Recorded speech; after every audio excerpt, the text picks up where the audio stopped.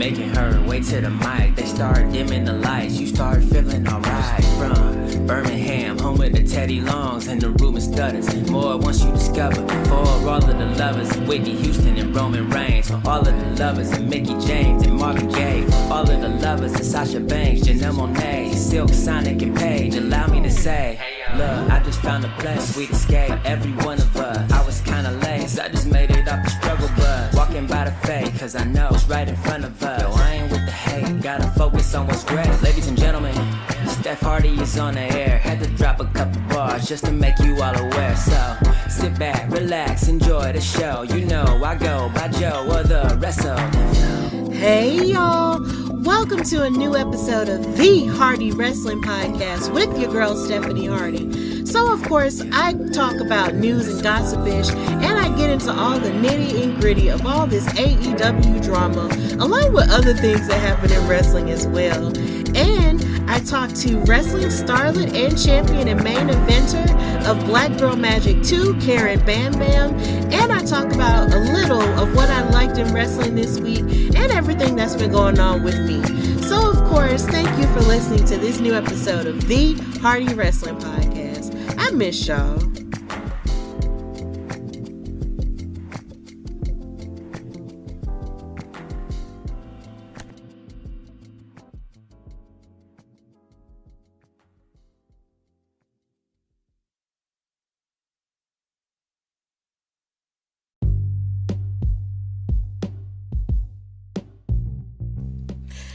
All right, so in this news and gossip-ish, I hate to have to even start with this, but this CM Punk, AEW, Young Bucks, Hangman Adam Page, Kenny Omega drama is just out of this world. So it was already weird enough and low-key bad enough that at the media scrum, Tony Khan basically said, well, not at the media scrum, but like at the media call rather, before All Out happened, that he was basically talking about how he feels like CM Punk should have got more time in his promo than Thunder Rosa got in hers, when she had to relinquish her title because due to injury. And I'm just like, that was already bad enough, because it just seems like constantly, every time Tony Khan gets on a media call, it's like he always shows every time why he hates or does not respect women's wrestling as much as men's wrestling. And literally, like, somebody on Twitter clocked it, and you saw where Thunder Rosa made her announcement about having to relinquish the AEW World Women's title due to injury, and it was like maybe 45 seconds. But then you have CM Punk, who came out there and cut his promo, and his promo, I believe it was his promo about having to give up the title, and his was like super long, more than the 45 seconds that Thunder Rosa did it. And I was just like, wow. And then it's just like, when you're called and you're called on it, you have an issue. But anyway, we continue to go on with the wrestling weekend that took place last weekend. It was really lit. It was awesome, between Clash at the Castle, Worlds Collide, and then you had All Out. You get to the media scrum after All Out, everybody's done, the best job that everybody can do, when it comes to that pay-per-view, because I know it's really long, and I know a lot of hard work probably went into it in terms of preparation.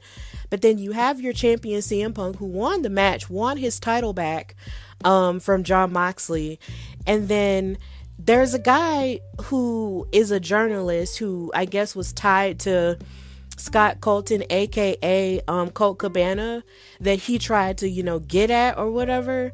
And then it's just like all of his beef with Colt Cabana just exploded onto the media scrum. And of course, if you've seen it online, I'm not going to go into all of it here, but basically he was going in on Colt Cabana about how they haven't been friends for years and how people keep bringing his name up to him and how, you know, basically he shares a bank account with his mom. And basically it was just a whole lot of mess that I'm not sure anybody really asked to hear at this media scrum, because I'm definitely sure those journalists were there to ask you about the match, but somehow or another it got turned into that. And it was just crazy. Then on top of that, you use the opportunity to talk mess about Adam Page, who granted did bring you up and was talking mess about you, and you didn't appreciate it and all of that stuff. And it's just like, and then you talk more mess about EVPs, I guess alluding to Kenny Omega and the Young Bucks, and how they've been spreading rumors about you and whispering about you and how you don't appreciate it and all that other stuff. And you're apologizing to everybody else who has to hear it, but you're just continuing to go off, and Tony Khan is just sitting there having to listen to it and, you know, take it or whatever. But I guess he was in a very awkward position when it came to that.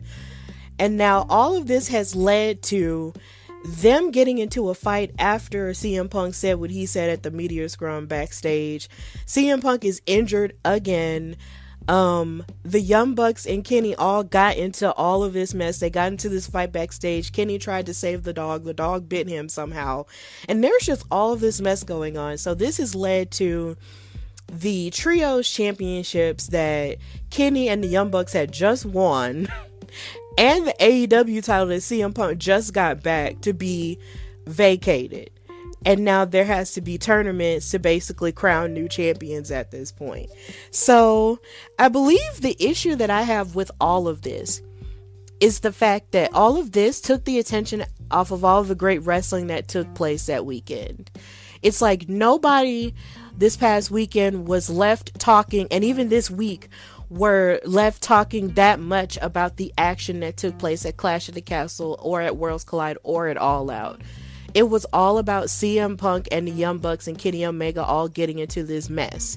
And it takes so much attention off of everybody who worked so hard to try to give all of these people in these various places in Orlando, Florida, in Cardiff, Wales, and also in Chicago, a great show in terms of wrestling ability and stuff. And all the attention is taken off of them, you know, and put onto you with all this mess just because you decide to air out your dirty laundry in a media call. There is a time and place for everything. There is literally a time and place for everything. And I am definitely of the opinion that CM Punk really should have chosen a better place to air out his grievances with these people. He really should have. He should have found a different place to do it, in private, in their offices, wherever. Like, find another way to air out your grievances with these people, but not in a public platform where you have these people who are focused on this wrestling event. You're supposed to be talking about the match and what you want to do next and all these different things. But instead of doing that, and instead of, you know, talking about the talent that you were so gung-ho to work with when you came to AEW a year ago, you know, and stuff, you decide to go off and talk about how they've made you angry and how you're too old and these young people are pissing you off or whatever. My thing is, if you're that old, then why aren't you mature enough to handle your business behind closed doors and just be a professional about it? It was just too much for me to hear about. And then the fact that everybody was left trying to decode everything that happened backstage or whatever, outside of talking about the wrestling that took place, just that is really kind of what destroyed me when it comes to this whole situation. It's so sad. It is really sad, because you have people like Sheamus and Gunther who had an amazing match at Clash of the Castle. You have Solo Sikoa, who made his debut by interfering in the Roman Reigns and Drew McIntyre match at the end of Clash of the Castle. You have Dominic Mysterio, who turned on his dad and Edge at Clash of the Castle as well. And then you have everybody else who had great matches and stuff at Clash of the Castle. And then you have the people of Cardiff, Wales, who were just so happy to be there and have a good time, that they were chanting and singing along with theme songs and stuff like that. Like, they deserved to have a moment like that, you know, and they were having the time of their lives. And then you have Worlds Collide, where you have, you know, new double champions in Braun Breaker and Mandy Rose, Jesus God. And then you have Carmelo Hayes and Ricochet, who wrestled a match which should be in contention for match of the year for the NXT North American title. And even this week on NXT 2.0, you had Roxanne versus Mako. Like, a 20-year-old wrestling prodigy got to fight a legend in Mako Sadamura. But it's almost like we can't even focus on anything like that because everybody else is focused on trying to decode this mess. And it's just so sad. It's really sad that all of this happened this way. But I'm hoping that all of this can be ironed out. I hope that all of this can be ironed out. Peace can be found. And people can stop going into business for themselves and honestly focus on what matters, which is the stuff that's in the ring. And if you have issues with people at work, which all of us have and have had and probably will continue to have, just iron out the issue and talk to them about it and actually be mature about it. Don't slam your stuff on the floor and make a scene in front of everybody else, because all that does is take people's focus off what's really important. And that's really all I have to say about that. But baby, it is just a hot mess. And I just had to address that a little bit because it was just a whole lot this week. And it's just so sad. Like, if you love wrestling so much, like, love it, focus on the professional parts of it. And if you have a problem with the person, confront the person, but don't pop off on them and pop off publicly like that and take the focus off of the work that so many others have put into it and everything. Like, it's just too much. It's just selfish. But yeah, that's what happened. Also in the news, we had rumors about Thunder Rosa possibly being unhappy and asking for her release. Ringside News released this article saying that she asked for her release, and it was also reported and shared by Brad Shepard, who is very notorious for saying, you know, not nice things online when it comes to wrestling. But her husband, Brian Cervantes, shout out to him, commented under the article and said, "Where are you guys getting this BS from? This isn't true." So basically he debunked that rumor. But I do find it interesting that on Twitter she was saying enough is enough and that it's time for a change in all caps, but you don't really know exactly what that is about. No one knows what it's about. We're not in her head. We can't read her mind. So it's just like, at this point, well, while she's out with injury, we should just let her do her until she does make her decision and until she actually says it. Until the horse's mouth actually says it, don't believe nobody else. Like, seriously. Like, leave people alone and actually, like, let them say what they want to do, as opposed to trusting these random people who come out with this news. Like, even though journalism has its place in wrestling, sometimes people be trying so hard to look like know-it-alls that they basically run the risk of looking dumb, and you don't want to be that person. So yeah, Thunder Rosa, you know, I wish the best for her, and I hope that she continues to prosper wherever she decides to go or whatever it is that she decides to do. But she's not leaving AEW. Nobody said that it's not true, so just leave that part alone. Also in the news, something that I found really interesting is the fact that there's going to be a pro wrestling musical. And as someone who really, really loves musicals, I thought this was a cool piece of information to get this week. So the name of the musical is called The Last Match, and it's a pro wrestling rock musical. And they announced their full cast and creative team for the pro wrestling concert event and full concept album launch, which will take place on September 26, 2022 at White Eagle Hall in Jersey City, New Jersey.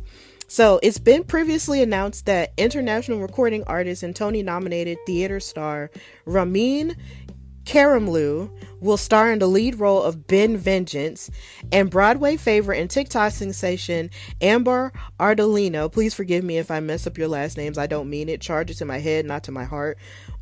She's going to be playing the fabulous Miss Jenny, and pro wrestling superstar Matt Cardona, who's formerly known as Zack Ryder in the WWE, will bring the heat as Alexander Swagger. And then rounding out the cast is Sylvana Joyce as the superfan, Liz McCartney as the mother, Jason Simon as the surgeon / son of Stalin, James Michael Riley as the boss, Larissa Klinger as Scarlet Sublime, Joe Dellinger as strutting Jimmy Sutton, Sam Zeller as Sam the Barbarian, Ryan Thurman as the Cannonball, and pro wrestlers Brandon Scott as Johnny Nobody, Tina San Antonio, and Vicious Vicky. The show is directed by Jeremiah James, associate direction and wrestling consultation by Phil Bleckman, and pro wrestling training and choreography by Bull James and Afa Anoa'i Jr. This sounds cool. This sounds amazing. And I also want to give a shout out to Vicious Vicky, because she is the girlfriend of friend of the pod and past guest Rob Williams of the Bob Culture podcast. Like, I'm so glad she's a part of it, and I just think it's really cool when you can combine two things that go hand in hand together and turn it into a giant thing. Music and wrestling are like, that's like a really great marriage. Like, if you can combine a really great theme song with a larger than life character, then you have something there. So having a musical involved with wrestling is amazing, and I'm so glad that it's being done. And the fact that there are actual players in wrestling in real life who do that can actually be a part of the musical too. So congratulations to all of those people, and I can't wait to hear and see good things about it. Like, that's just really cool. Also, I think it's funny how a few months ago we saw Lin-Manuel Miranda at Monday Night Raw, the last time it was at Madison Square Garden, and he was in the audience. And in my head and on Twitter, I tweeted, what if Lin-Manuel Miranda directed an episode of Raw, SmackDown, or NXT? Wouldn't that be cool? So I think it's amazing. Now, it might not ever happen from a WWE standpoint, but if it happened, like, since it is happening with the musical, I'm really excited that that's, happening either way. So congratulations to all of those people. I'm excited. So moving on with news and gossip-ish, Sasha Banks had an interview where she was talking about, what she's doing with her future following her walkout of WWE that happened this past May. So she and Naomi, if you've seen the pictures and you know what I'm talking about, I actually posted a few of them this week from her and Naomi participating at New York Fashion Week. Like, they have been going off.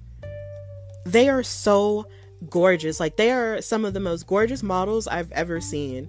So they have been modeling. They've been doing all kinds of different things. But Sasha Banks appeared on HWP Radio, and she discussed her interest in getting more involved with various things that she's interested in, like music and acting. And this is what she said. She said, there is so much that I'm kind of creating right now. It's all under an umbrella.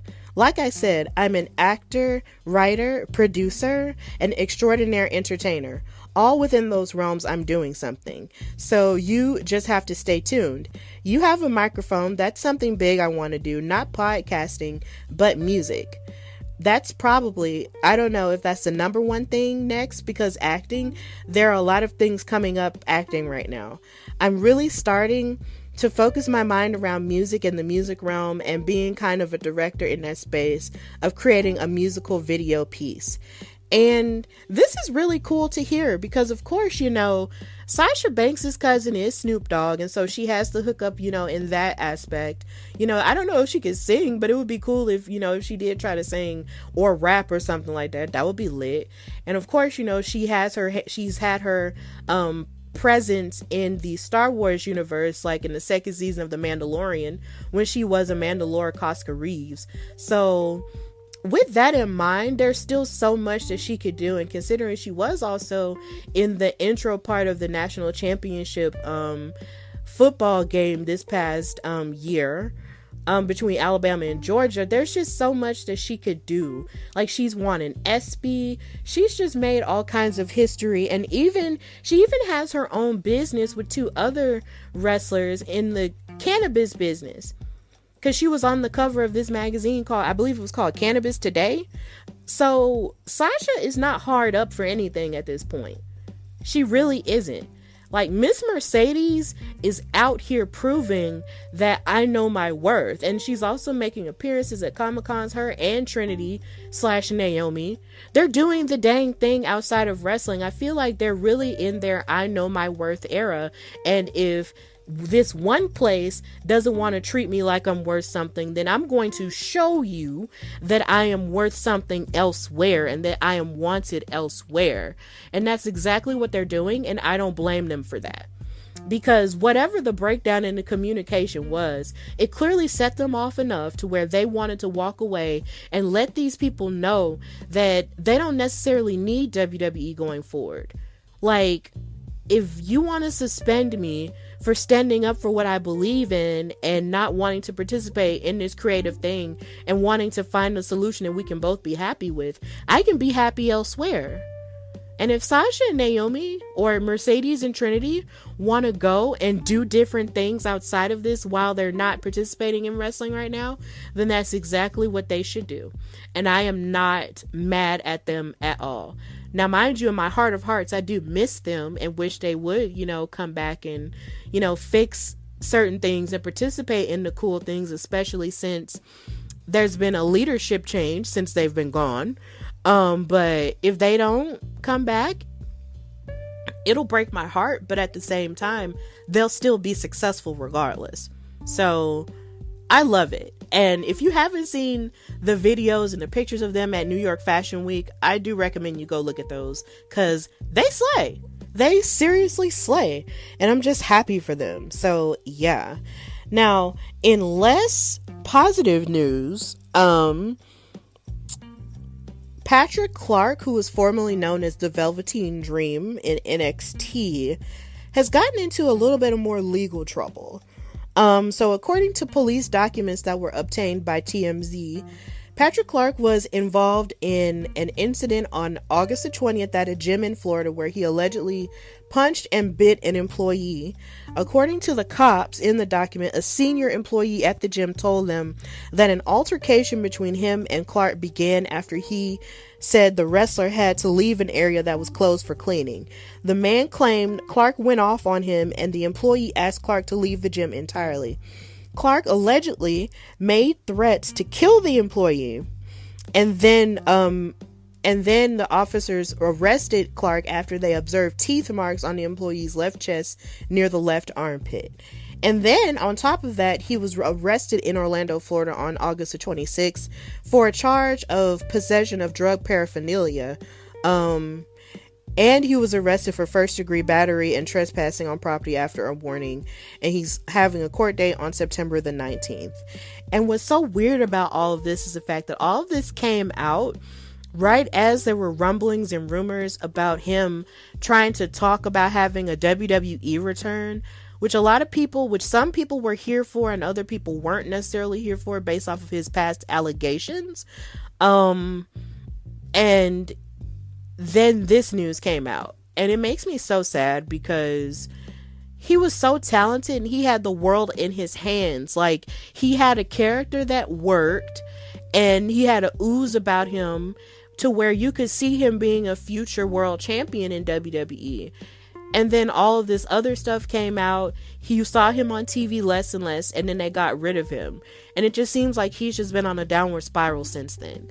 And it's just so sad that someone that talented, could have the world in their hands, and then they just kind of let it go due to arrogance or whatever it is that's going on with him. But I hope he can pull it together, and just try to be a better person throughout all of that. But those allegations and all the stuff that he's going through currently now, from a criminal perspective, just doesn't seem like it's gonna, help him in the long run if he ever tries to become a wrestler again. So it's sad. You hate to see it, but that's the world we're living in.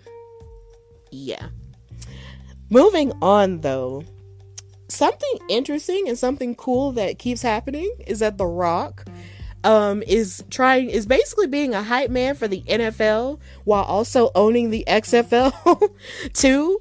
But this week, the NFL season officially got underway with the game between the Super Bowl champions, the Los Angeles Rams, and the Buffalo Bills at the SoFi Stadium, which is of course where they're having WrestleMania next year.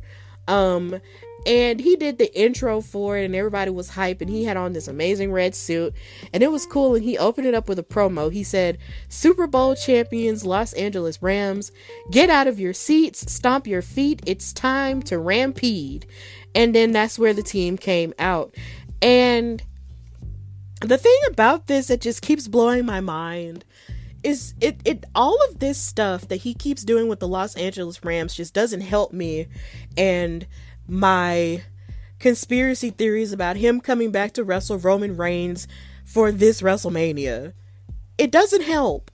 It really doesn't help. Between that and Young Rock, where young Roman Reigns was saying, "Acknowledge me," while watching wrestling with him, and so many different things, none of it helps me, because I bought my WrestleMania ticket just a few weeks ago. So yeah, shout out to God and my bank account. I bought my WrestleMania tickets. I'm going both nights, and there's a part of me that really wants to believe that The Rock will have nothing else to do in 2023, and he'll come and he'll wrestle Roman Reigns and challenge him to see who the real tribal chief of the Anoa'i family is. Okay? That's what I want. I want it more than anything else in this world, and I want to see it, and I'm going to see it, and I just want it to happen. So him coming back constantly and doing, you know, these intros for these football games like he did for the Super Bowl and like he did Monday, like, well, not Monday, but Thursday, it doesn't help me. It doesn't help me. He keeps dangling it in my face, and I'm just like, guys, come on. Like, oh my God. Like, it's just too much. Because if he comes back and wrestles Roman, I will lose my mind. Like, I'm already excited enough to go to WrestleMania anyway in California. Like, but if they announce that between now and freaking April of next year, oh God,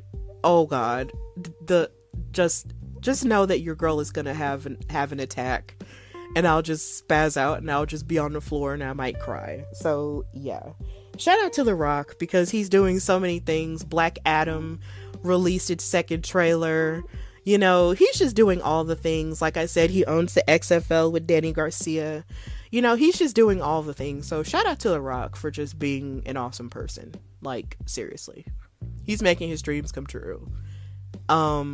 And then it also doesn't help that Triple H was in an interview with Ariel Helwani, and he actually did talk about a conversation he had with The Rock about the both of them having a match a few years ago before he got sick and stuff. And I'm just like, so The Rock was supposed to wrestle you? And it didn't happen because of his scheduling and his movie stuff. And I'm just like, dang it, Rock, you owe us. He owes us. But either way, regardless, shout out to him.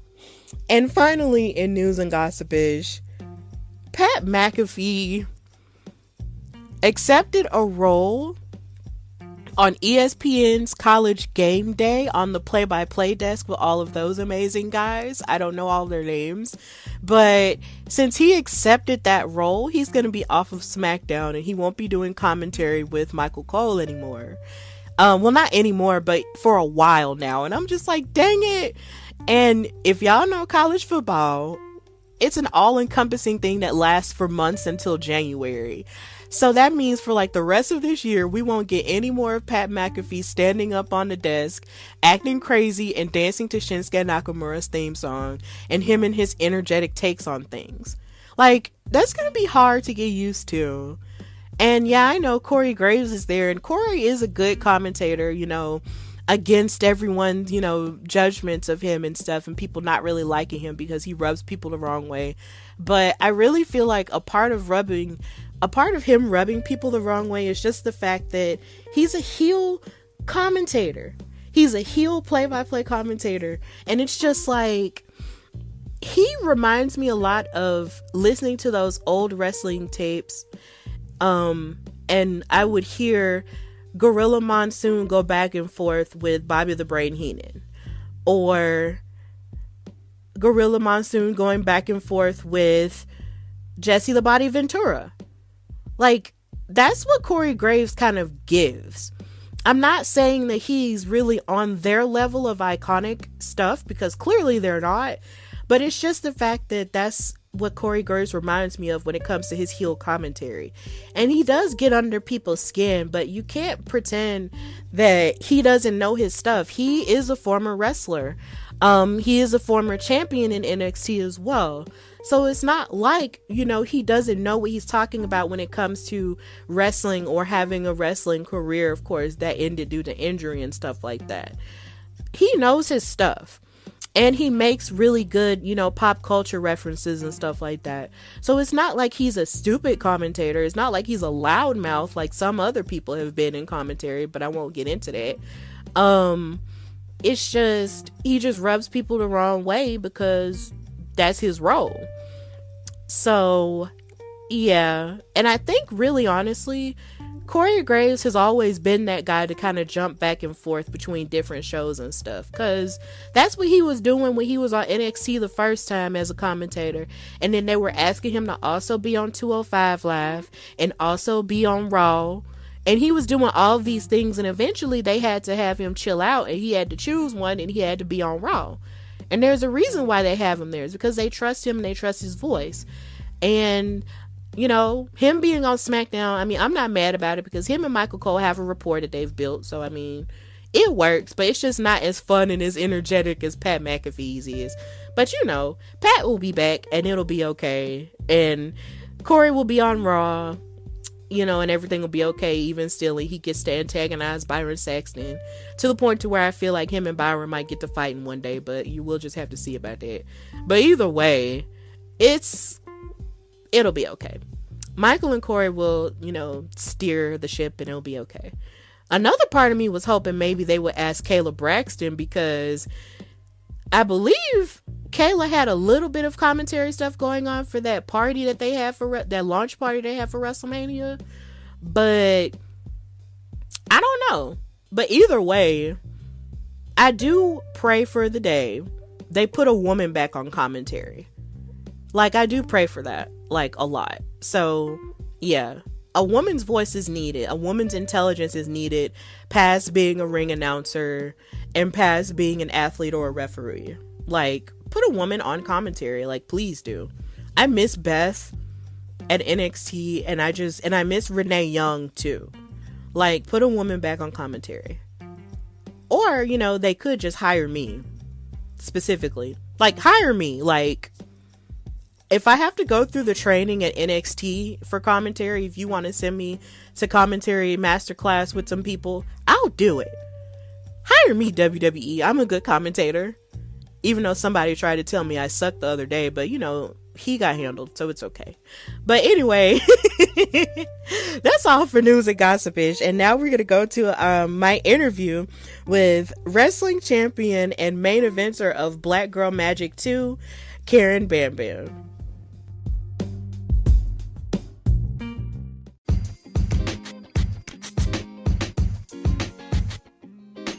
I had the pleasure of calling her action at Black Girl Magik 2 in the main event with her match versus the Pan-African World Diaspora Champion, Trish Adora. And she's also a champion in and of herself. She is the Spartan Championship Wrestling Women's Champion.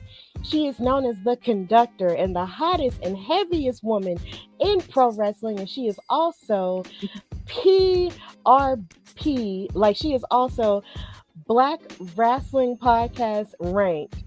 And like, oh my God, there's just so much I could say about her. But this is Karen Bam Bam, and she is amazing. So Karen, how are you this fine Labor Day? Thank you for joining me. Oh, of course, and happy birthday. I lost my phone, so I didn't get to see anything, but I'm just feeling very rested and rejuvenated. I was not on the Parkway, although I was invited, but I needed to rest my body and my mind, so I'm feeling like really good. That's good. That's great. It is good to feel rested. Like basically, I've just slept all day today, so I totally get it. And then I woke up and then I ate, and I've just been reading and chilling out. So I totally get it, and I'm just so happy that you were able to come on because I've just been enraptured by you and your performance since I first saw you and since I met and had the pleasure of calling your action and watching you wrestle. And I just had to have you on, ma'am. So thank you so much for joining me. Of course, of course. Gotta support these Black women in wrestling. And, I'm happy to, discuss with you because you were there with us at Black Girl Magik. And if I'm not mistaken, you're going to be on the Comic-Con panel with Katrina as well for Black women in wrestling. So, we definitely have to keep this conversation going and keep talking about, Black women in wrestling. Yeah, definitely. So I want to start with the question that I ask everybody when they first come on, and that is, when did you fall in love with wrestling? The first time I did, it was through my brother. I was like 6 years old and he was like obsessed with it. So I was. And then, to be honest, I kind of fell off with it a little bit, just with all the things I had going on as a young adult. But I rediscovered it in my early 20s. And I was at a SummerSlam one year, and it just came to me and something told me, like, I should give this a try. And, I wanted to wrestle when I was in high school, but, I guess I kind of doubted myself and people kept planting these, like, seeds of doubt, so I never did it. And so I wanted to kind of do something for, my teenage self and kind of give myself the chance to try it out. And I'm still here. That's amazing because it's just, I find that sometimes the older we get, the more we sort of feel like maybe we're losing touch with that younger part of ourselves because we get so caught up in adulting, right? But then it's just like, even like this weekend, like I did some things to actually get back in touch with my playful and youthful side.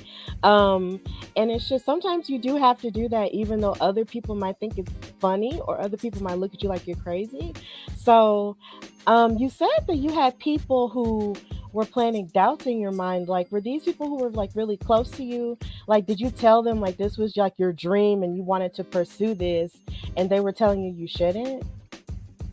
Oh, yeah, it was just people that, were friends in high school, and I told them I wanted to do it, and they were like, oh, like, you're going to be like the only girl, and it's that and the third, and like, how's it going to work? And it's just like all these little things, and it's like plenty of people doing it now, and you see so many, like, young women doing it now, regardless of, if there's a women's team or not, but, like, it was just, like, really hard for me to, like, give myself a chance to do things because I had even tried out for like the cheerleading team and like I really could have actually gotten it, but like halfway through I kind of just gave up on myself. I'm like, I was just in that kind of place when I was younger, and so it's kind of weird that you eventually come to be more in touch with your child like self and your inner child as an adult, sometimes more than when you're at that age, because at a certain point you just get tired of what other people think or like other people's limitations, and it's like, no, I know what I want and I'm gonna go do that.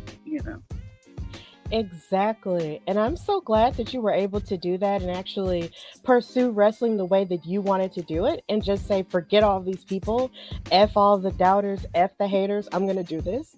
Because in life, you just have to do that. And I'm so glad that you were able to do it because, I mean, look at you now. Like, wow. So, yeah. And I find that a lot of wrestlers do start, when they're like in middle school or in high school or whatever. But you rarely hear about, women doing it. But hopefully it'll get a little bit better, though.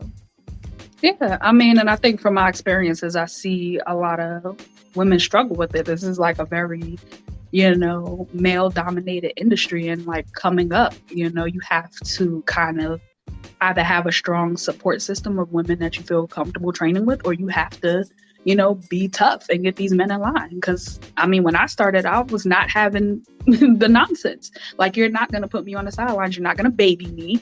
I want to learn. You feeling uncomfortable is hindering me being better, because now I go into these scenarios with this doubt and with this like, weird energy, because that's how you're treating me. So, I kind of had to be a BITCH, so that you respect me.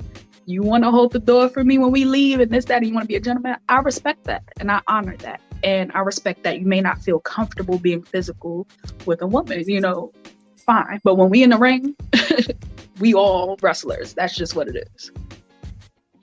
Yeah. And honestly, I don't even look at it as you being, you know, a B. I feel like that's just you being assertive in who you are and assertive in what you want.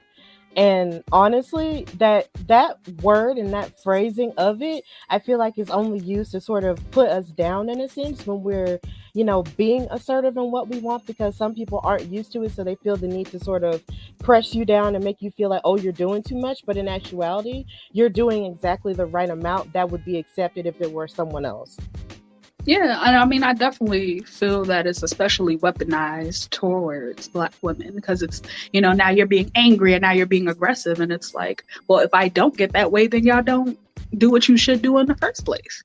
You know what I'm saying? And it's like, I hate to get like that, but it's like, I just get so tired of certain things. And it's like, you know, I want to be nice and I want to be happy, but then now you start feeling like you could step all over me and I'm not having that, you know?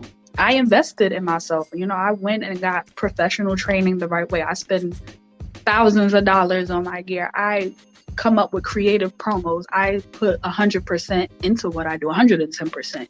And I try my best to help people up, even though I haven't gotten that same help. You know what I'm saying? So I'm not doing all of that for people to waste my time. You know what I'm saying? I'm simply not.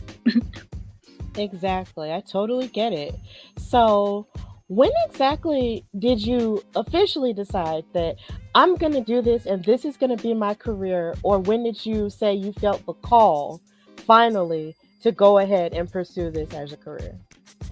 So I was about like 24, you know, and thank goodness, because like I have the utmost respect for these little 18-year-olds and 16-year-olds. Good for you. Couldn't be me. I was hood ratting it up in the streets, and I wouldn't change that because I needed to grow as a person, because I also fear for those young people growing up in this environment. But yeah, I was like about 24 and I had just started watching, you know, wrestling again. And, you know, it just kind of came to me. It was like just out of nowhere, like I should do this. And at the time I was like in the middle of like trying to, you know, get healthier and stuff. I was like at 325 at the time. And I was like really just trying to bring that down a little bit. And so I told myself, oh, like when I drop like, you know, 100 or 75 or whatever, then I'll go and I'll look for a school. But, you know, I had just been researching. And I got on the phone with Johnny Rods, who would become my trainer. And, you know, he was talking my ear off as he does and kind of convinced me to come in. And that week I went to a show they were having that Saturday, and then I ended up starting training that next Monday. Wow. So that's pretty quick. But then at the same time, I see that you were trying to decide what, like, to get to a certain point to do it, like in your own sort of weight loss journey. But then you decided not to. But then you decided to not focus so much on that and just go ahead and do it.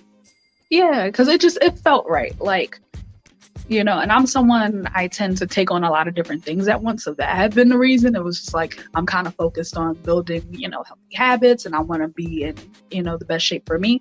I'm never going to be skinny, and I don't think everyone needs to be, but, you know, right. I want to be where I feel, you know, my best, which is usually around like a 220-ish or 230-ish.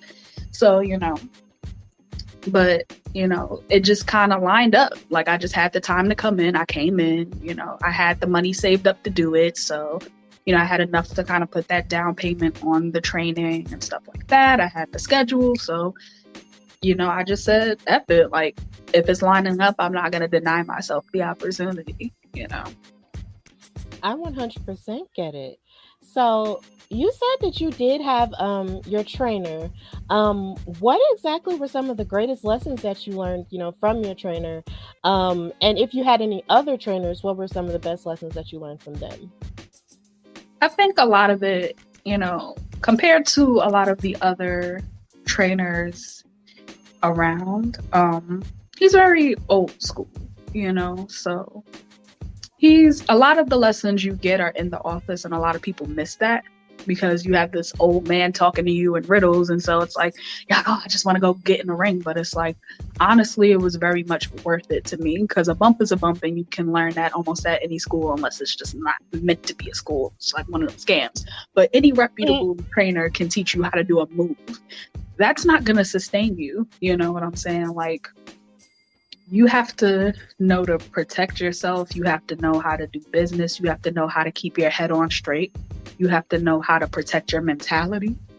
And, especially him being, a Black Puerto Rican man, you have to know how to navigate this business with all of this. You know what I'm saying?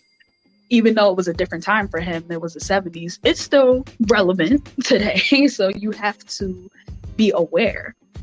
And I keep a lot of the things that I've learned, even going through training with other people, and I kind of just float around. And, I've gone to the Worldwide Dojo a little bit. And, I went to like XWA once, and I was at the Fallout a little bit. It's like I kind of just go wherever now, but I feel like I can do that because I have a strong foundation mentally. That's great. And would you mind saying the name of that trainer that you mentioned before that you were talking about? Yeah, so I was originally trained by Johnny Rods Johnny Rods. Yeah, so he was in the E for a little bit, around like the 70s and stuff like that. So Okay, well, shout out to Johnny Rods. We'll say your name, definitely. And I'm so glad that you were able to learn those lessons, because a lot of it's like, even though I've never wrestled myself before, it's just like whenever I hear any wrestlers talking about the training that they did receive, in the ring, it's also important the life lessons that you learn outside too. So I'm really glad that Johnny Rods was able to give you that, and you're able to take that and apply it to wherever it is you go. So definitely shout out to him. Like, that's great. And I'm glad that you're strong mentally and you're able to apply those lessons basically just regardless to where you're at. Like, that's really good. So, I want to decide where I'm going to go next. Huh? You have a fork in the road. Yes. So, what were some of the other adversities that you faced as you started your wrestling training? And how did you overcome them? I think one of the most glaring issues I feel like was like a lot of people having difficulty with training different bodies, and I feel like what I don't enjoy a lot of times about wrestling school is people want to take their class and just cherry pick the people who are athletically ideal to them or who have the skill set that they find valuable, because whoever your trainer is oftentimes has their own style. Maybe they're more lucha based and they like to do a lot of aerial stuff. So I'm just going to cling to the people who can do that. And I'm a very big proponent of you have to be able to teach all of your students how to use what they have the best. Right. Because, if everyone's the same, then where do you tell stories? We're not in the business of just being gymnasts or stuntmen. We are storytellers too. Mm-hmm. And me being able to do what I do opens up a realm of possibilities for storytelling, just as much as a 6'4" girl or a 4'9" chick or someone who's 120 pounds or 300 pounds. Different cultures, different personalities, different, backgrounds and skill sets. You have to be able to help people at their own pace as well, because I didn't learn a lot of those basics quickly. For certain things that people could learn in a week or two, it took me 2 or 3 months instead. Mm-hmm. But, for instance, with rolling, it took me a while to do that. But now my rolling is quieter than most people, and I'm twice a lot of people's size. But that's patience, and that's growth, and that's dedication. That's why they say hard work beats talent 10 times out of 10. Because I've seen a lot of people come and go. Oh, you got a 6-pack and you got a judo background and you're this or that, but they didn't last 2 seconds. but I outlasted what a lot of people thought I would because I'm a hard worker and I'm dedicated and I put in the time. You know what I'm saying? Give people a chance to be great. Even if they aren't in the time that you want, you still have to have the patience and the range to be able to, you know, adjust certain things to someone being a little shorter, a little bigger, a little smaller. People have to do things differently, you know. It goes with yoga too, because a lot of people come to me and say, oh, I can't do it. No, you can. You have to listen to your body and you have to adjust it to what your body can do. And wrestling has to be like that sometimes, you know. Certain things you have to bring your leg in a little more. You have to give yourself more room where you have to do stuff. And the people that are teaching this new generation have to be smart enough and patient enough to figure that out, you know. Yeah, I feel like I'm learning so many things from you right now. And you're right. Like, you can't, you know, expect to stay the same and think that everything is going to apply to everybody. Like, you can't just have like a default way of doing things because everybody has different journeys and everybody doesn't look the same or move the same and all of that. And I'm really glad that you actually said everything that you said about training and how you have to apply it to different people and make it a little bit more inclusive. And I feel like that's something that people are pushing for in so many different ways in wrestling and even out of wrestling, is for stuff to be more inclusive for everybody instead of just thinking that this one default way applies to everybody else. And I'm glad that you actually mentioned that on my show because I feel like I've heard it a couple of times, but not really put that way before in terms of people having different body types. And I'm glad that you said that. Yeah, you know. I'm so happy that you said that. You know, I have to speak my experience, you know, because, you know, like I have a belly, you know, so if I try to crouch down, like I cannot crouch as tiny as someone who doesn't, you know what I'm saying? Especially because I'm shorter. If I were taller, it'd be more spread out, but it's not, you know what I'm saying?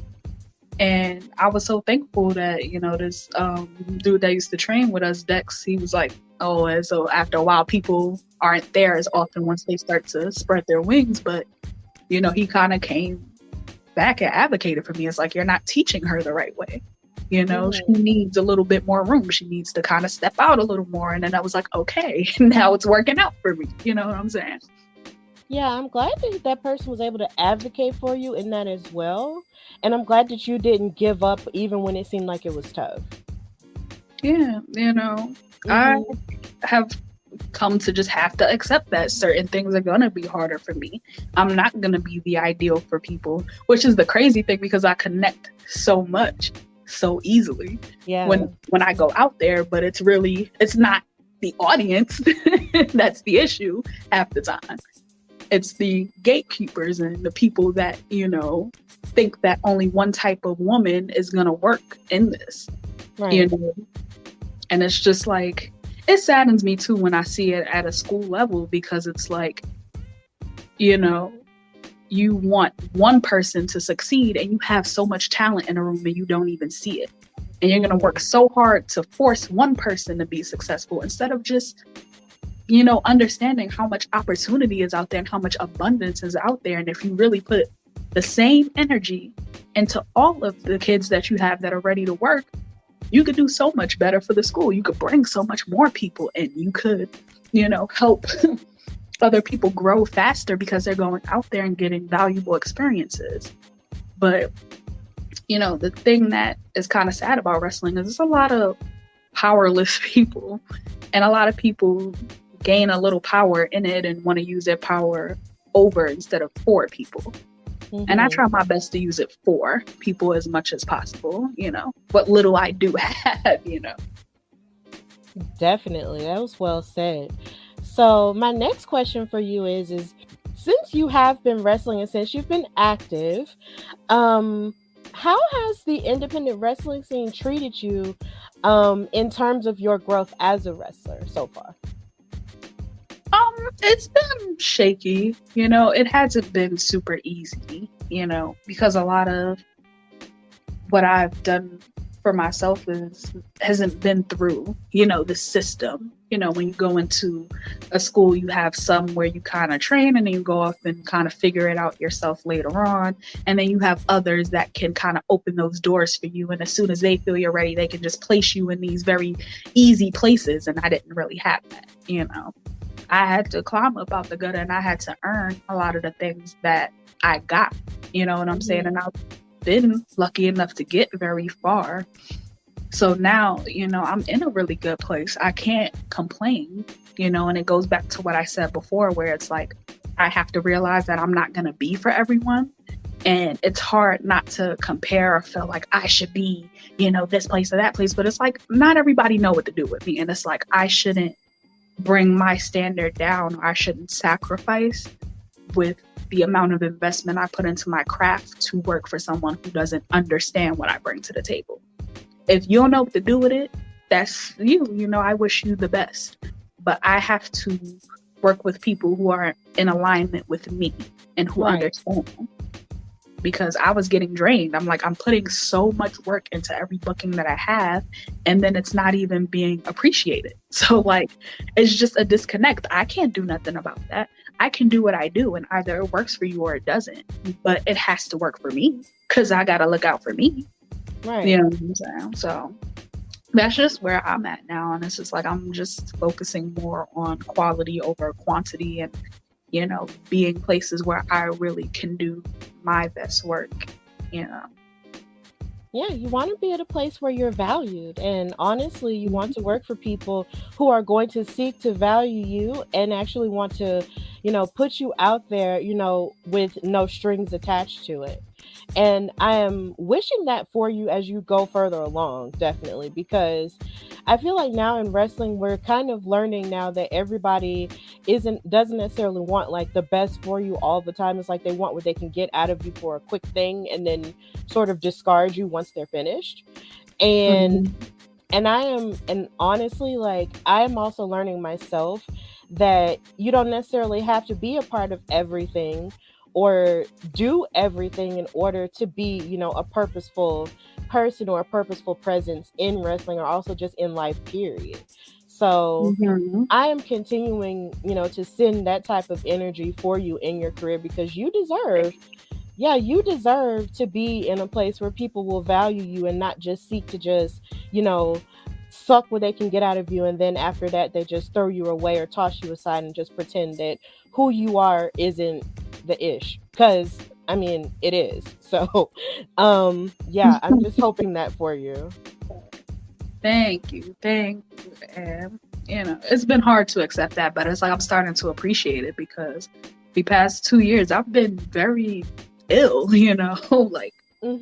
when wrestling came back after the pandemic, I had a pulmonary embolism, and I was working through that, and I was not supposed to be wrestling. But I didn't want to let people down, you know what I'm saying? That could have killed me. That was dangerous, you know what I'm saying? And then, recently I had a very bad injury in my ankle where, I it was something like a torn what is it, the Achilles? It felt like there was nothing there after one of my matches, and still, but that's, the dedication that I have. It's a little stupid. I'm not gonna, I'm not gonna lie. But it's people don't realize the sacrifice and the pain that you fight through to show up, you know what I'm saying? And it's at this point, it can't fall on deaf ears. I can't go out there and bust my ass and have people out on their, feet. And then it's you're treating me like some little recycling on the street. Ain't no fucking way. I could be home. I could be resting my foot. I could be caring for myself. I could be at the spa. I could be with my family. I have other things I could be doing. I could be making money in a lot of other ways. You know what I'm saying? My time is not to be wasted at this point. Exactly. Definitely. So would you say that your fan base has grown since you've matriculated through your wrestling career? I feel yes, it's growing. You know what I'm saying? And I feel I'm a very um love or just don't understand person. It's like the people that really bang with me, they get it. It's kind of the girls that get it, and the girls that don't. And it's like those who get it really bang with me, and I'm like super appreciative of that. You know what I'm saying? There's a certain, je ne sais quoi that I just bring. Like there's not really anyone else out there like me right now on any level. You know what I'm saying? And it's like, even as a person too, because like I don't play into like the little foo stuff that people do. Like I keep it a buck. I'm from the Bronx. Keep it 100%. I'm not around to be liked. I'm just around to be respected and to be great. And if you bang with it, you bang with it. If you don't, sorry to that man. Sorry to you. My Kiki Palmer voice. Like I can't do nothing about it. Right. I know there's girls out there that's angry. You can be mad, honey. Therapy is available to you. I can't do anything about that because I don't do anything snaky. I don't bring nobody down. But I speak my truth and I keep it 100%. I'm perfectly imperfect. I ain't gonna say I'm a perfect person. But there's never no ill will towards nobody. And you gonna do what you gonna do with that. So. Definitely. Like I totally get it. Like if you're like, you can't be, it's like you can only be for the people who are for you. And if you're not for me, then okay. Mm-hmm. Okay. Okay. I get it. So to move a little bit away from wrestling, what are some of your hobbies outside of it? Ooh, I have like so many, going back to the fact that I'm always doing entirely too much. But recently I took up belly dancing, which I love because I feel like wrestling can sometimes put me in my, masculine energy with all this fighting, aggression, and advocating. So I just wanted something where I could just exist and just kind of, enjoy it and just, keep my spirits up and just have something that's for me, because I feel like sometimes with wrestling, you have to give so much of your personal life up and everything you do has to be for consumption. And it's something that is just for me to do. I also sew and crochet clothing, which I enjoy because that was also a childhood thing I love to do, to design and make clothing. And I don't know if I call it a hobby, but I also do a lot of like tarot, oracle readings and stuff. Like, so. Okay, that's pretty cool stuff. And I love how you mentioned belly dancing because when I was in college, my senior year, I actually took Middle Eastern dance for a semester, and that was absolutely fun. Like I absolutely loved it. Shout out to Nashwa, she was my teacher. It was so fun. Like we had to like create routines like for our final and everything, and I got to discover Middle Eastern music and listen to more of that, and they got some bangers. Because it's very complex compared to Western music, and it's just trying to get in the pocket of that with my dance has just been like really fun to explore. It's very like fun, passionate music too, so I've been loving it too. Yeah, like and I love how you were talking about doing too much. My routine for my final was to a Middle Eastern song that was 6 minutes, and I don't know what I did that for, but I did it because that was a song that spoke to me the most. And we had our costumes, and I bought my my belt and everything that I just love to shake with and all that. I still have it, and it was just, I had the time of my life in that class. I had so much fun. So I totally get it. I love to dance. Yeah, me too. Just keeps your spirits up, Just shake off your energy a little bit. Keep your spirits high. Have fun too, Yeah, you gotta release your wiggle, like Beyonce says. Release New the album. wiggle. Huh? I said that new album got me doing it. Jesus. Like that album has crack in it. I haven't stopped listening to it. Oh my God, it's so good. It's so good. I love Beyonce, and then she and I have the same birthday too. So it's just So she and I just have that Virgo energy, and then she released the new album on me and my boyfriend's anniversary too. So It was just too much. She be tying up with my life a lot, and she don't even know me. But oh my god, I love that lady so much. Oh, Beyonce. Oh my god, that's my inspiration. The icon lord. Beezus. Oh yes. So, and also, you also mentioned that you crochet. You make clothes too. Do you make your own gear? I did at one point, but I stopped just for separation because I get a little crazy when it comes to like my work, and so I wanted to kind of separate that and keep it as a hobby.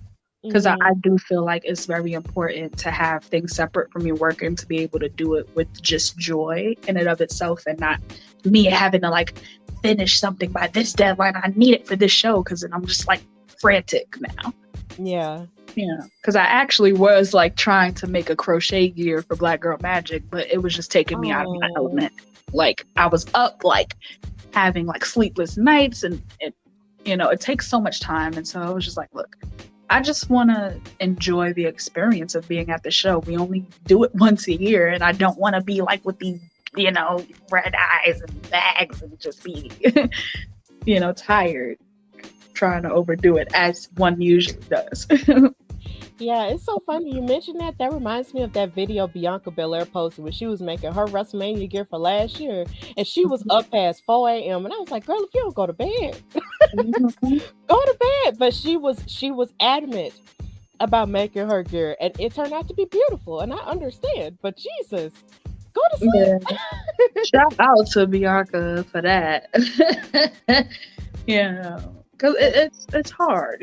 Wrestling takes out enough, where you travel every weekend and you're having to train and go to the gym and keep your schedule, and then now you're sewing stuff too. Like, I respect that, and I've done it too, but like I just needed a break from it, because I was like, girl, like, I don't know how she do it, but bless that woman. I love me some Bianca though. Me too. I love her so much. I do. I have so many shirts of her. Like, I have her match with Sasha Banks hanging up on my wall in my room. Like, it's too much. But yeah, back to you though.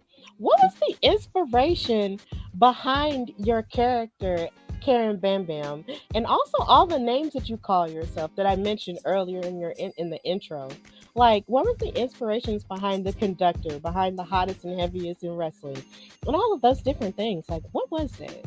Where did that come from? I think things just come to me, and it's like, I don't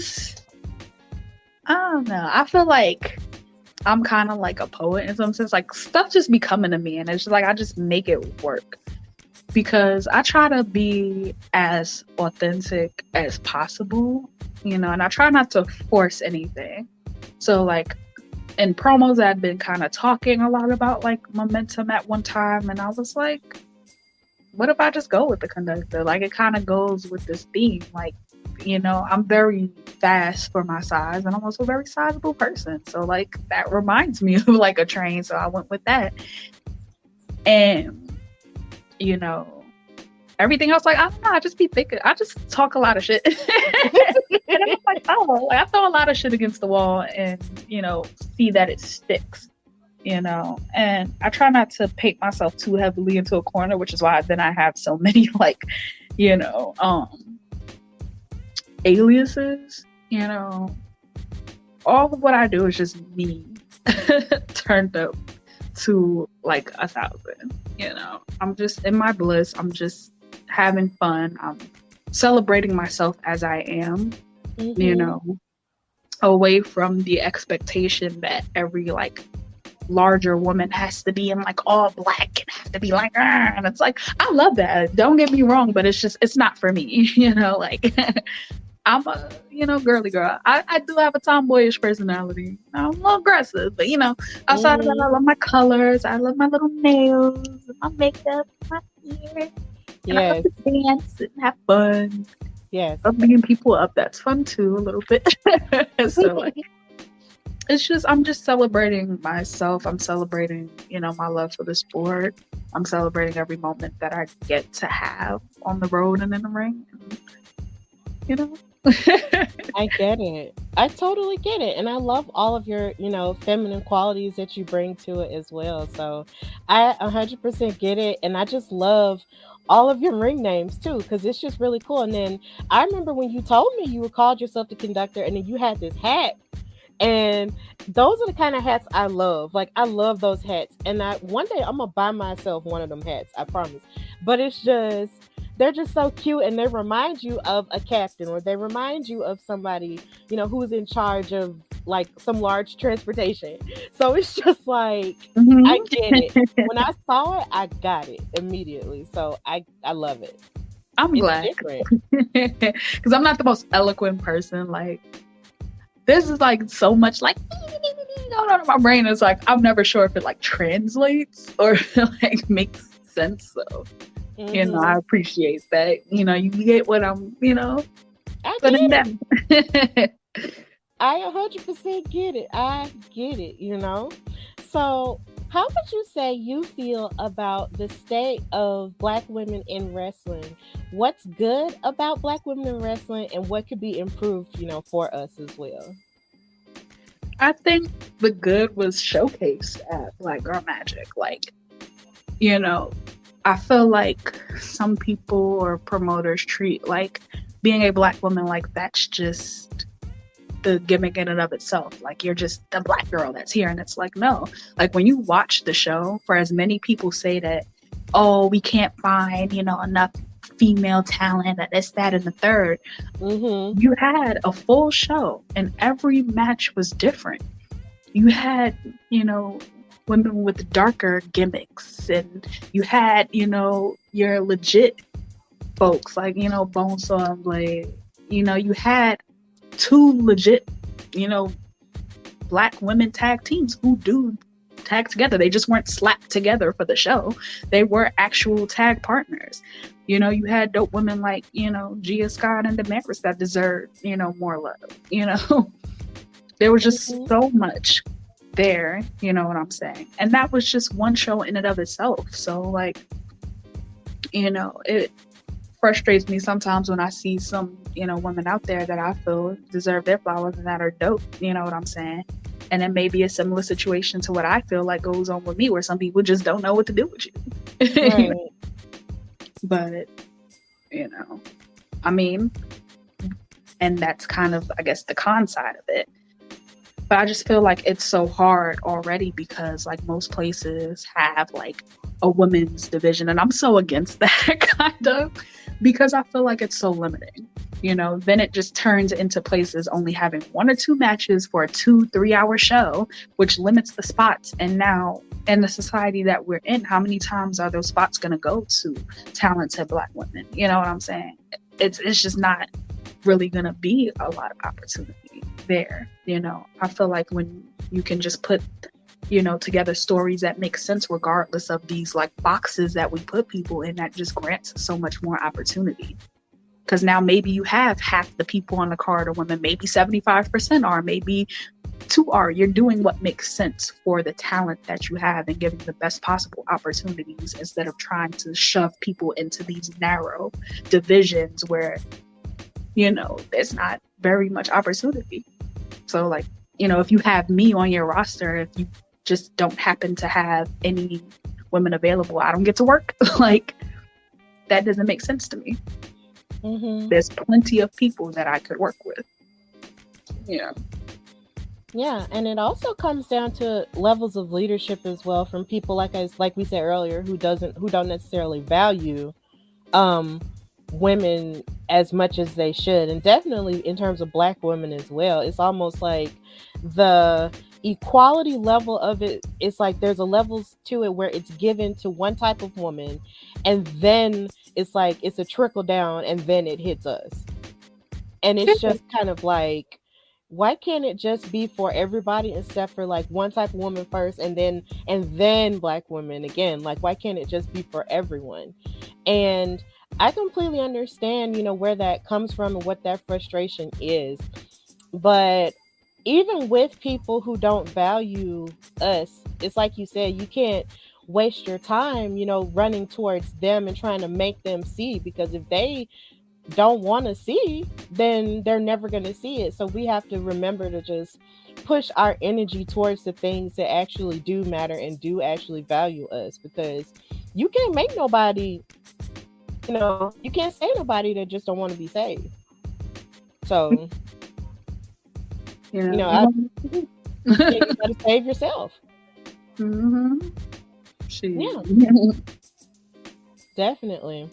But we've shown with events like Black Girl Magik and even like events like Empower, even though those had everybody in it, it's like that we deserve more opportunities to go for various things the same way men do. So either way, I feel like eventually, basically, even if nobody else sees it, we see the value in ourselves. And I feel like more and more wrestling is going to reflect that with the way that we take charge. So absolutely. There are a lot of, Black women out there that aren't just the best women wrestlers. They are just one of the best, period.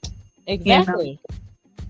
And given that we don't make up the large percentage of wrestling, that should say something to people. That should say, take a second look. That should say, think about the ways in which you're recruiting, and don't just go off of, that you see some, fair skinned person that fits your type and that's how I'm going to book. No, like actually look at what's going on around you and pay attention to the way people are responding to some of these talents that you may not appreciate off the rip. Mm-hmm. Wrestling should reflect the world in which we live. Mm-hmm. And we all up in here. Everybody here, so. Yes, definitely.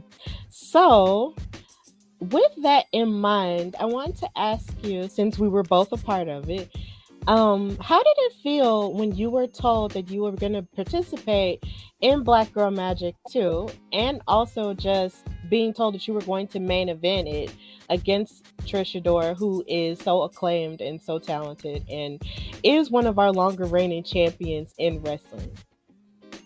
I was very humbled by it, just because at the time I wasn't really sure if I was going to continue in wrestling. You know what I'm saying? Because again, with everything that was going on, and just having to constantly fight to be heard, I was like, do I really want to keep fighting? And so for someone to believe in me enough, and to see me as someone who could main event their show, and could, headline and be in that position with someone that, I have this level of respect for, who is an excellent professional wrestler and just a cool ass person to begin with, like I was very honored, and I'm still, very just, kind of floating from that, that's kind of just what I had needed personally. Just,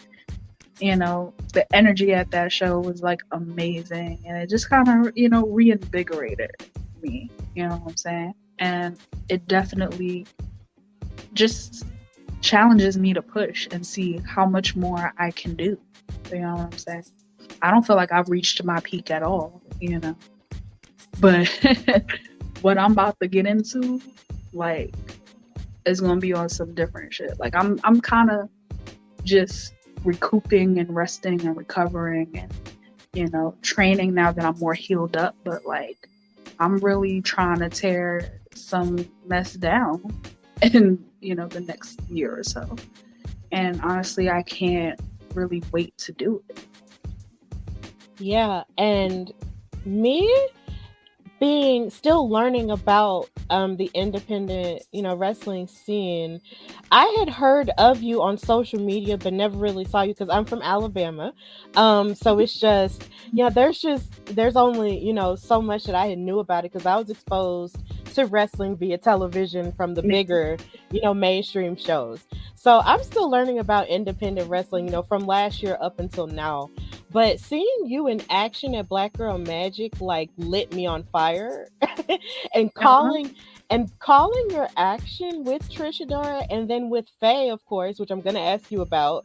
Was just one of the most amazing and most exhilarating feelings I had ever had, being a part of the show was exhilarating because I mean, I'm a Black woman, and being on the show with all Black women and then calling the action with another Black woman who's an icon, and with her being the first woman I ever called action with, like all of that put together, was just a beautiful moment for me, and it just made me feel like even more fulfilled and full of purpose more than I've felt, than I already feel anyway. So it was just a beautiful moment, and watching you two tear it up, like it was back and forth to the point that I didn't even know who was gonna win.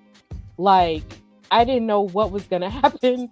And but when you came out with the win, I was like, wow, look at her. This is so great. And then look at Trish too. Like I felt like there really weren't any losers in this. We were all winners. Like I know that's corny to say, but I feel like we were all winners, and just the whole show and the vibe of it was beautiful. All of it was great. But in you winning that match and then being challenged by Faye Jackson, who, like I said, is an icon in wrestling, amongst Black women. And then the fact that she came out of retirement to want to fight you next year for Black Girl Magik 3 in 2023. How did that make you feel? What was that moment like? Like, were you spinning? Like, did you almost want to cry? What was it? How did you feel? I felt like I was about to explode into confetti because, like, yes. Last year, Black Girl Magik was around the time that she retired, and that was supposed to be the first time that we had shared a ring together. Oh, wow. And, like, we have known each other for a bit, and, like, we never really got to work with each other, and I was so excited to do it, and then the retirement came, so I was just like very disappointed because that was someone that, I really, have a lot of respect for, Mm-hmm.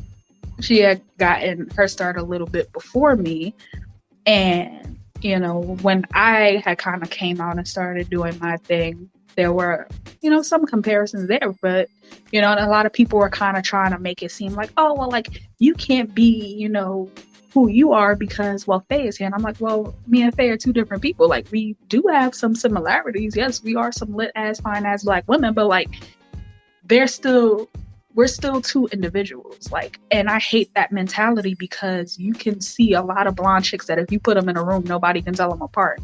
And nobody's saying, oh, you need to change, or you need to dye your hair red, or you need to change your personality. But as soon as there's two beautiful, vibrant Black women in a room, now they can't be both of us. No, like we both can shine and we both can be ourselves.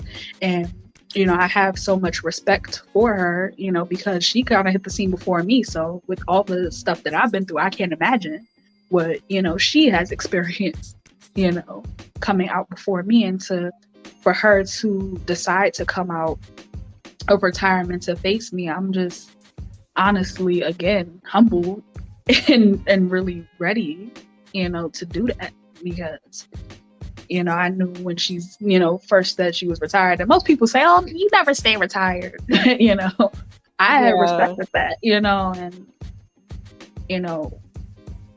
to decide that then and there from seeing, me getting ready to main event, just to have that confirmation that like, oh, I got to come back and be her ass. Like, again, it's another sign that I feel like I'm doing the right thing by continuing my career. And there's a lot of work ahead as well. Like, I'm not sleeping on it at all because I respect that decision and I want to make sure that I give her my best, come next summer as well. Yeah, definitely. And I am putting in the universe that I'm going to be there and I'm going to call that as well. Hopefully I'll be able to go and they'll book me for that because I just have to see it. Considering I witnessed that moment happen and had to call the rest of the moment, myself. It was just astounding to witness, honestly. And it was just so beautiful, everything that she said.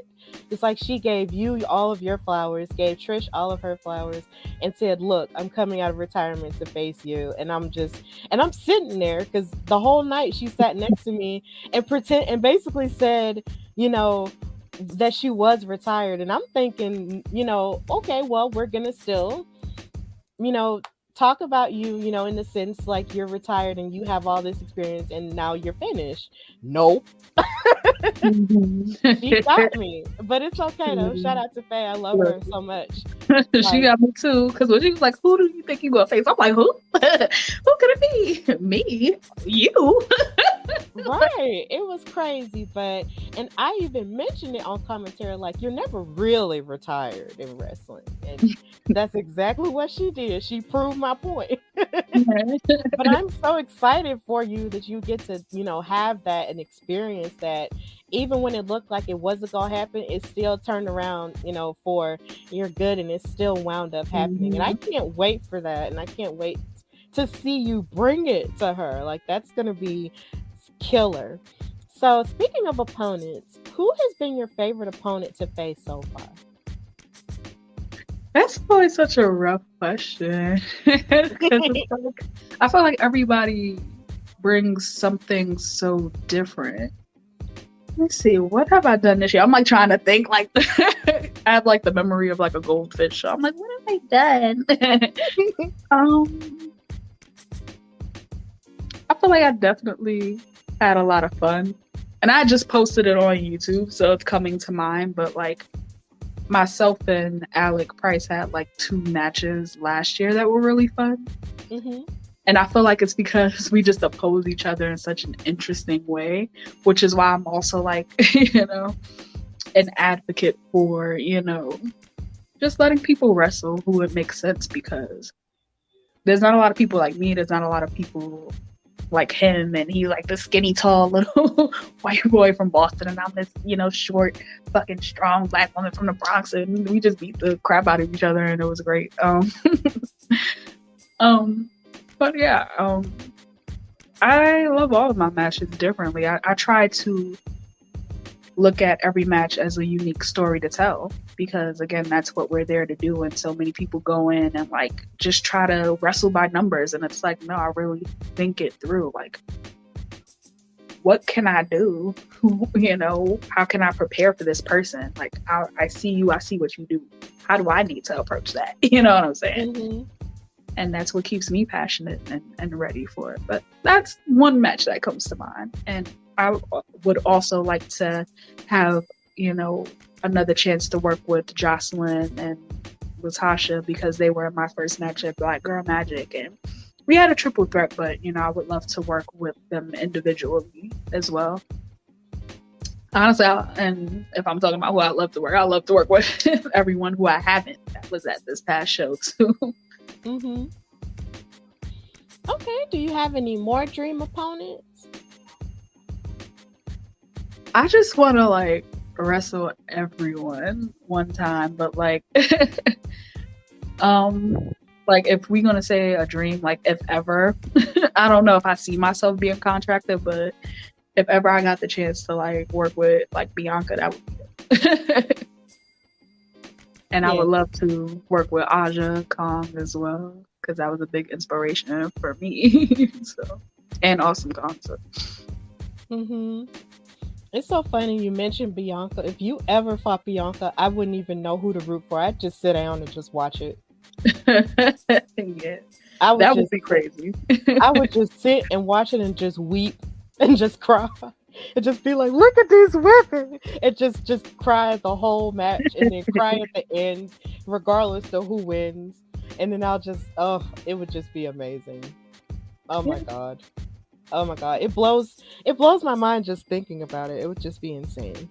So you did mention, you know, you couldn't ever see yourself contracted. So would you say that there is an opportunity, if there was ever an opportunity for you to sign with a major company, would you?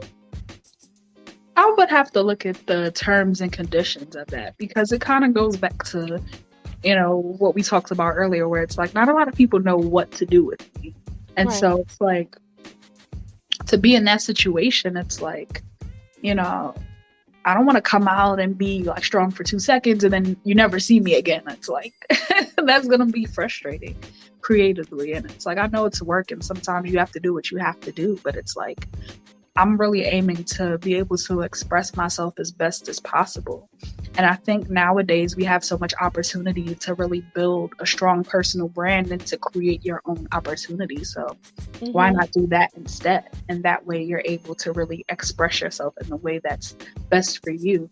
I think it's hard too, because as you know, people who love wrestling, you want to have those moments. You want to have your WrestleMania moment and you want to have your big, TV debut. But it's like, there's pros and cons to everything, and you really just have to be in alignment with what's best for you at the moment. So it's very possible that it could change, but right in this moment, that's not a strong goal for me. But if, the conditions are right, I would consider it, because of course, Okay. Well, I'm hoping and, manifesting myself that, the terms and conditions will be right and we will see you, because I feel like somewhere there's somebody who needs to see someone like you. Yeah.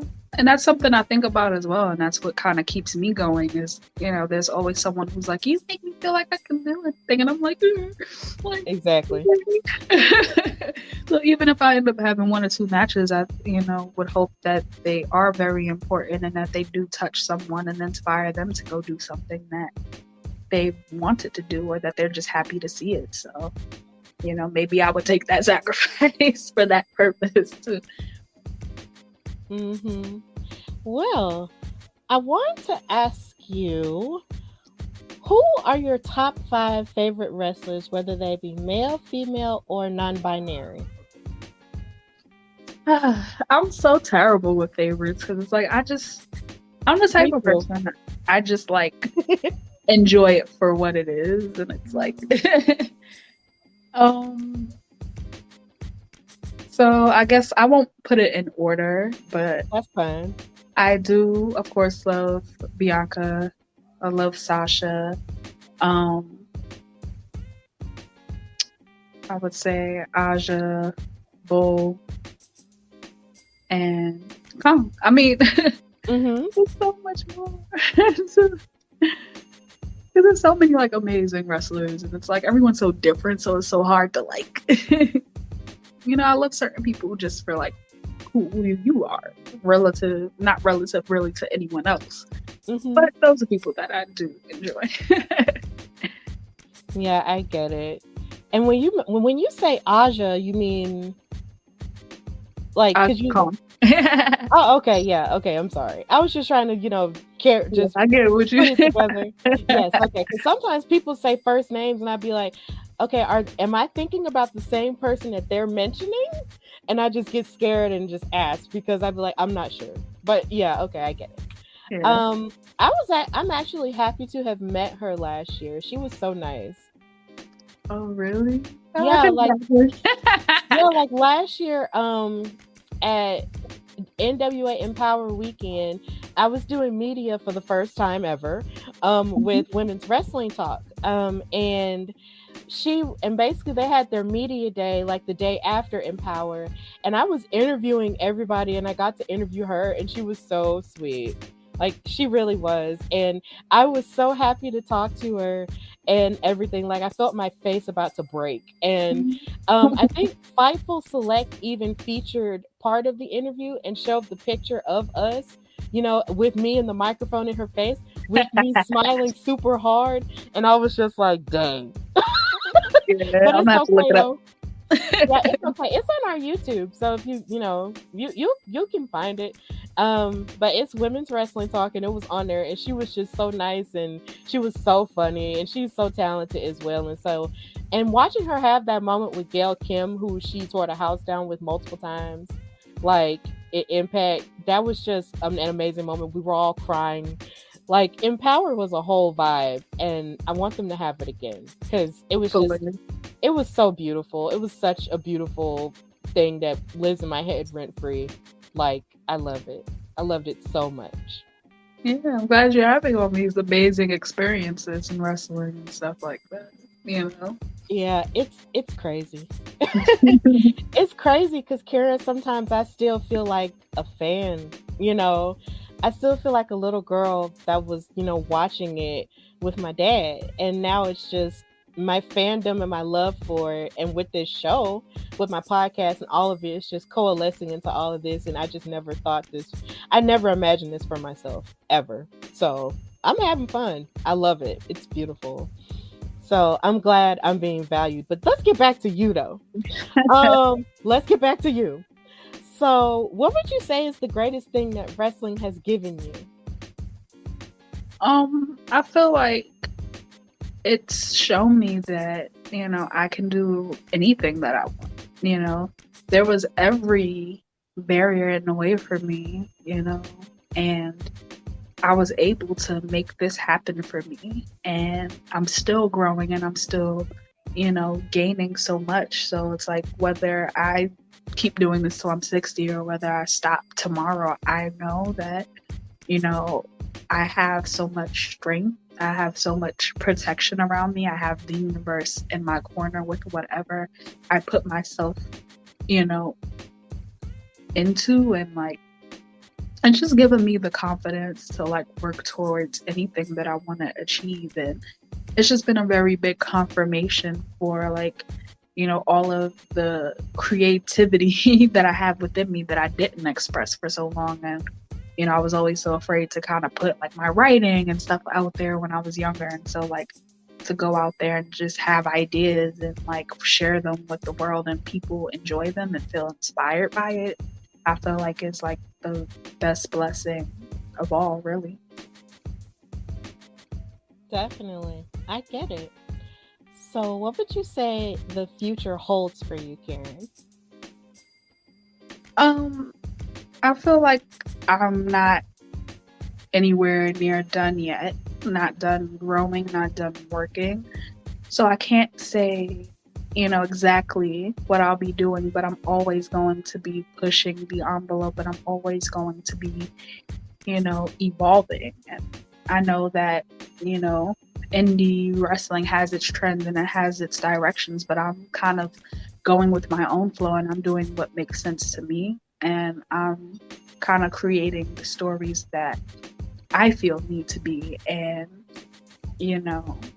again, it may jive with everyone, it may not, but I'm really just expressing myself, and hoping that attracts the people that, again, will appreciate it, who, could use someone like me on their roster. And, I guess the most specific thing I'm looking forward to is doing some more traveling, Mm-hmm. I'll be going back to North Carolina in November.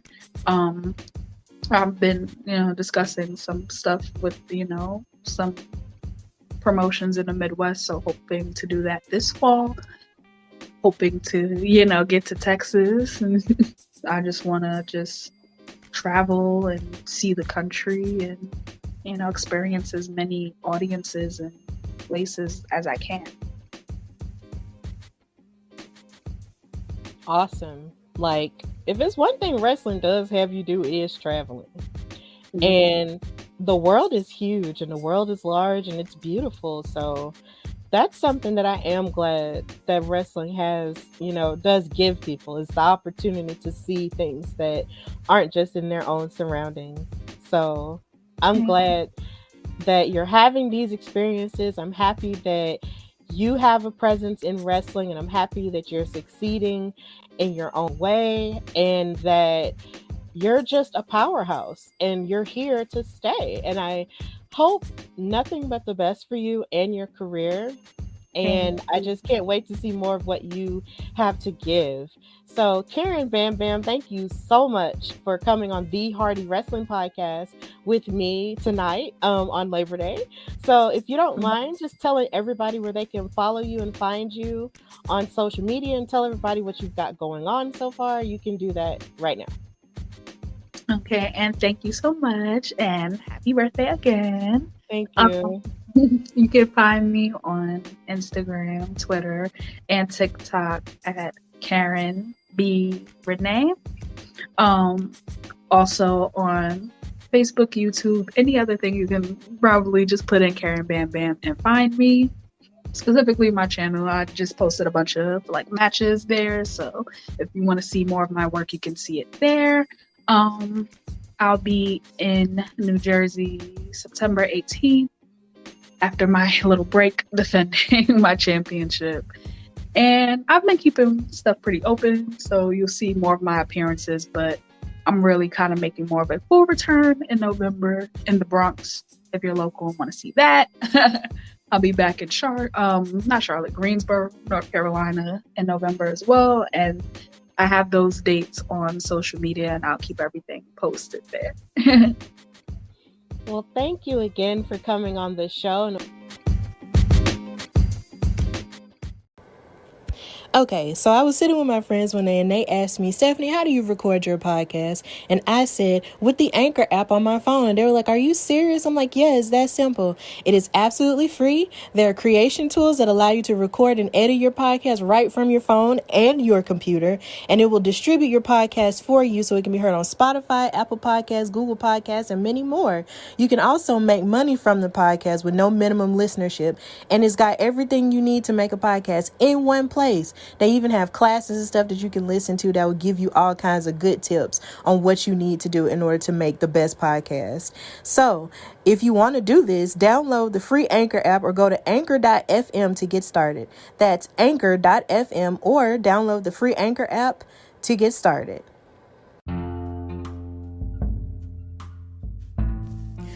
All right, so normally this would be where I would talk about what I loved in wrestling this week. But honestly, there were a couple of things I did love in wrestling this week. Like, I really loved everything that happened at Clash at the Castle, especially like I said earlier in News and Gossipish with the debut of Solo Sikoa, Dominic Mysterio turning on his dad and Edge. And then I also really love the fact that the Cardiff Wales crowd was singing Edge's theme song, like word for word, bar for bar. Like, that was amazing. And I took a break and didn't watch Raw because it was Labor Day and I just wanted to chill a little bit. Plus, it was the weekend of my birthday, so all of this wrestling stuff happening on my birthday was just really lit. Your girl is 29, guys, and it's cool. Thank you for all the birthday wishes and stuff. But then also, I really loved Worlds Collide. I was really proud of a women's match on there. I was definitely surprised at the fact that they went with Mandy Rose being the double champion. I can get used to it. I'll say that. At first, I didn't necessarily know if I liked it as much, but it's growing on me, so it's cool. I'm proud of the performance of Carmelo Hayes and Ricochet. They really tore the house down for the NXT North American title, and I feel like their rivalry is not finished. Like, I'm really looking forward to see them fight some more. Like, I'm really looking forward to it. And I mentioned in News and Gossipish about Roxanne Perez versus Mako Sadamura. The fact that freaking Roxanne is a 20-year-old wrestling prodigy and actually wrestled a clinic with Mako, who is like a veteran in this sport, just blew my mind. Now, of course, she didn't win. And Mako, of course, bounced back after losing the NXT UK women's title. It's just the fact that she had the guts to do it. And she looked so nervous going into it. But either way, she did a phenomenal job. And I'm so proud of her. I'm proud of Mako. Like, they did a fantastic job. And they deserve all the credit for that. Roxanne is the future. I love her. And yeah, that's basically a little bit it in terms of what I loved in wrestling. But like I always say, thank you so much for supporting the Hardy Wrestling Podcast, for supporting me and my wrestling endeavors, because God knows I do a lot. And for, like I said earlier, all the birthday wishes that I got for turning 29, and all of my pictures and stuff with my NXT UK women's title and stuff. Like, thank you guys for supporting that and loving on me and stuff like that. I really appreciated it. I know I haven't been recording episodes, but it's only because I've been really tired lately. I've been having sleeping issues. I've also been really busy because I believe after I came back from New York, I needed to rest. And then it just so happened that the week after that, I had something else to do. Then the week after that, it was my birthday weekend. So I've been slacking, but hopefully I can be a little bit more consistent with my episodes. I'm so sorry, guys, but life has just been lifing, for better and for worse. So I'm just trying to catch up and still, balance all of my things, and balance, my life balance with my work balance with my other work balance. And it's just so much. So you guys just send me good energy, because it's just a lot. But also on top of that, I'm so happy because, like I said earlier, I got my WrestleMania tickets and I will be going, and it's just going to be great. And I'm so excited. And hopefully I'll be able to do some work, create some content, and enjoy myself too, at WrestleMania, but I will be there. And then on top of that, next month, I'm going back to New York to participate in a panel, that's specifically focused on Black women or women of color in wrestling, called Behind the Magic, and it's being hosted by my good friend and fellow wrestling host, Katrina from In Cat We Trust and Women's Wrestling Talk. And I'm participating in the panel with so many amazing women, like Shay from Unpopular Review, Lo from Wrestling Wind Down, who I have had on my show before, Karen Bam Bam, who of course I interviewed in this episode, Hearts from Talk of Champions. And it's just such a beautiful thing that we get to gather together and talk about wrestling and just love on each other, because being a woman of color in this, has its ups and downs. And I'm really glad that we get to talk about it and address it, together, and talk about it, from a very loving place, and just get into all the things, and to do it at New York Comic Con, where, you're having all types of people who love all types of things, like between anime and comic books and even wrestling too. Like, it's a big deal. Like, it's so big. Like, I've only been to maybe 3 conventions in my whole life. Like, that's Alabama Comic Con, Magic City Comic Con, and Comic Con, which is an anime con. And it's just to be able to go and participate in this big one, it's just a huge blessing. And the fact that I get to go back to New York for the 3rd time this year is just amazing in and of itself too. Like, it's to the point where all my friends in New York are just saying, look, why don't you just move here? It's almost like you live here now.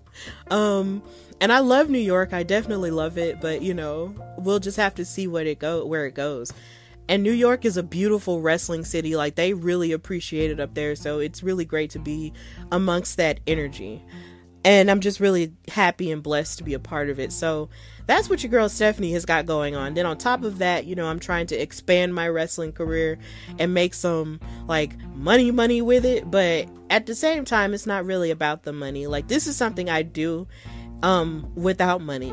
And I believe that's how you found your thing. So thank you guys just for all the support and all the love. And per usual, know that you can follow me, your girl Stephanie Hardy, on Instagram and Twitter at Queen Steph Hardy.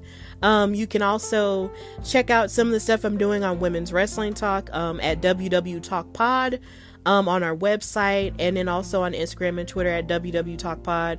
And you can also watch Black Girl Magik, where I did commentary with Faye Jackson on the Title Match Network. And also you can see a couple of those matches for free on YouTube. If you just, go in the search bar and look up Title Match Network, you'll find some of them there.